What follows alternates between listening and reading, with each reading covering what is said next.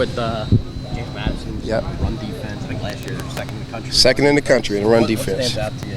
Their front, the guys are active. The interior guys are active. The edge guys do a good job setting the edge.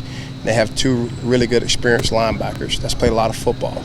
You look at their team in general, they played a lot of football over the years, when back in FCS in the playoffs, playing in 14 games a year and then making the transition to Division I. So, and then their safeties do a good job fitting too. So it's their mentality of their team, right? They want to stop the run and force people to throw it over their heads. Yeah. You guys feel like you were able to build something? I know we talked about it Sunday, but build something in the run game. Yes, I do. Like I said after that game in Tennessee, I was encouraged, optimistic, and still very much so when you go back and watch the tape. Game of football is a game of inches, and we were off on our inches early in the game, and we closed that gap a little bit, had some success driving the ball and scoring, and Tony stepping in there and making some big third down throws. So there's a lot to be proud of. Obviously not proud of the outcome, but from a growth as an offense to go into this next week. What's your confidence level in Colandrea if he has to start? If he has to start, confidence is high, because he's earned that trust of us, from spring through fall camp, and every time he's been in the stadium, whether it was a spring game scrimmage, a spring scrimmage, a fall camp scrimmage, he's performed. What's the biggest growth you've seen from him? Just maturity. He's a freshman. He's 18 years old in a college environment. He loves football, so I love that about him. The guy will watch tape. He's a football junkie, but now just managing, the college atmosphere. All the students are back here. There's distractions around college campus. There's class that's going on. So just the maturity and growth of that from the time he got here in January. Yeah. When you guys were recruiting him, what stood out, and I guess what was the separator in deciding to offer him? Yeah. He came up in the summer and spent some time with us for a day and a half, and his football IQ and aptitude. So, a lot of people look at his measurables and be like, no. But he offsets that with his mental capacity, and he's elusive, and he has a really strong arm. So when you put all that together, we like what we saw in him. Yeah. A fair amount of low snaps Saturday. Yeah. Right? Is that correctable? Yeah, it's correctable. It's got to be correctable, right? Because we can't operate as an offense, being in the shotgun with snaps of that area, because they cost us in some critical times in some third down situations, or just, first down or second down. It showed up. It got to be eliminated, and Ty's done a good job with that this week. Yeah. When you look back at tape, what kind of stood out of your O-line as the game went on? They got more confident and they played better. The initial surge kind of got us, right? The speed of it with that, and then our guys settled in, and we blocked them better in the run game and the pass game. So for their sake, for our sake, our guys should walk out with a lot of confidence how they finish the game as opposed to how they start the game.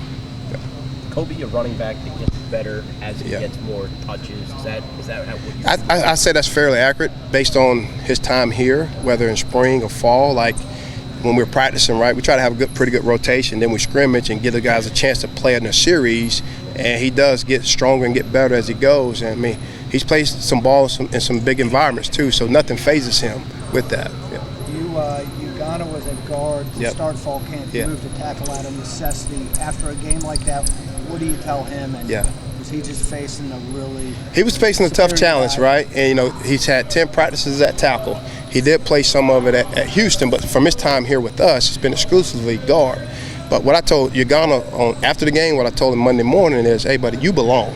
Like, believe that you can do it because you did it, right? Yes, you got beat. That happens. But don't get discouraged because you won battles out there on that field Saturday as well. So he's a very prideful kid. He wants to do it right.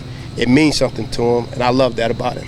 How much in that do you feel like you have to address the mental aspect of it? Yeah, it's always mental because you're dealing with 18 to 22-year-olds, man. You never know what emotion they're going through per each day, and there's obviously added emotion going into this weekend with this game. But we talk about growth mindset, and if I always have a growth mindset of seeking how to improve daily in every facet, right, and not being comfortable, then my mindset builds where I got a lot of confidence in myself because, I'm making strides every day. And that's what we've done. And, we're going to see the fruits of our labor. Offensively, we all believe in that, and it's going to come. And I'd like for it to come on Saturday in Scott Stadium. So. What did you see with the run game from first half to second half? Again, it's just the inches, right? We're covering up the blocks a little bit better, giving the backs a chance. There was some penetration early in the game, and then we was able to settle that down and eliminate the penetration, and the backs did a really good job of hitting it. and getting downhill, and that's what I love about all those guys, right? They run physical, they have some speed to them. Parrish showed some elusiveness, so I like the complementary skills of that group. You have to help the offensive line. Yeah. Is it scheme? Is it play call? Yeah. Is it quicker stuff? Like how do you balance it? Option in 3rd down and 9, there's not a lot of good calls in that situation, right? With obvious pass. But yeah, there's things we can do scheme-wise, right? You can move the pocket, you can throw screens, you can run the ball, and mix it up and stuff like that. But bottom line is, we all got to win our one-on-ones, right? And execute. And when we do that and put them in positions to have a little bit more advantage in a situation, then it'll all sync up together. Yep. How do you kind of balance, Saturday, the emotion of it, while also knowing you have a job to get done? Fortunately, unfortunately, right, we've kind of gone through a progression through this tragedy, knowing that building up to this point on Saturday. So there's been different benchmarks of different things that as players, as coaches, as staff, as an organization, we've kind of had to hit certain benchmarks moving through it. Hopefully that we're prepared. We know there's be a different emotion, right? Our fans, the families of our 3 young men, and all that goes into it brings a different emotion. But where our guys are psyche, mentally wise, and just the together team cohesiveness of it, I feel confident in us being respectful and honorable, but not being distracted in the right way,